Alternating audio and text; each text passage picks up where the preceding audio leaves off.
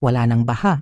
Hindi nawaglit sa isipan ng Diyos si Noe at ang lahat ng hayop na kasama niya sa malaking barko, kaya't pinaihip niya ang hangin at nagsimulang humupa ang tubig. Huminto ang mga bukal at tumigil ang pagbuhos ng ulan. Patuloy na humupa ang tubig at pagkaraan ng 150 araw ay mababa na ang baha. Sumadsad ang barko sa bundok ng Ararat noong 17 araw ng 7 buwan. Patuloy ang paghupa ng tubig at ng unang araw ng 10 buwan. Lumitaw ang taluktok ng mga bundok. Pagkalipas ng 40 araw, binuksan ni Noe ang bintana ng barko na kanyang ginawa.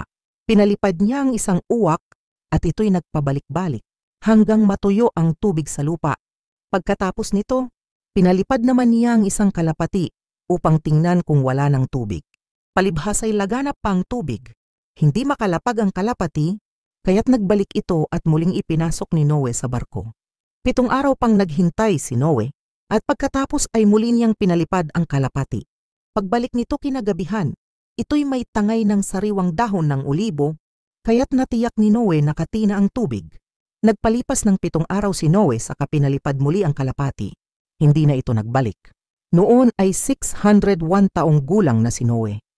Nang unang araw ng unang buwan, inalis ni Noe ang takip ng barko at nakita niyang natutuyo na ang lupa. Nang 27 araw ng 2 buwan, tuyong-tuyo na ang lupa.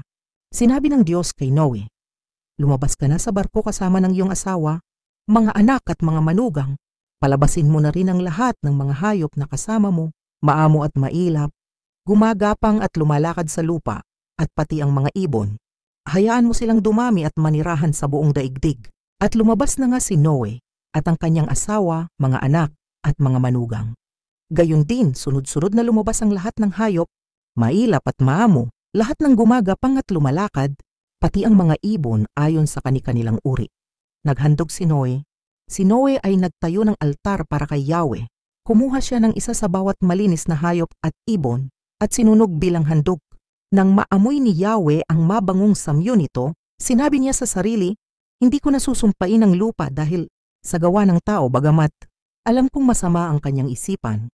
Mula sa kanyang kabataan, hindi ko nalilipuling muli ang anumang may buhay kagaya ng ginawa ko ngayon, hanggang naririto't buo ang daigdig, tagtanim, tag-ani, palaging sasapit, tag-araw, tag-ulan, tag-init, taglamig.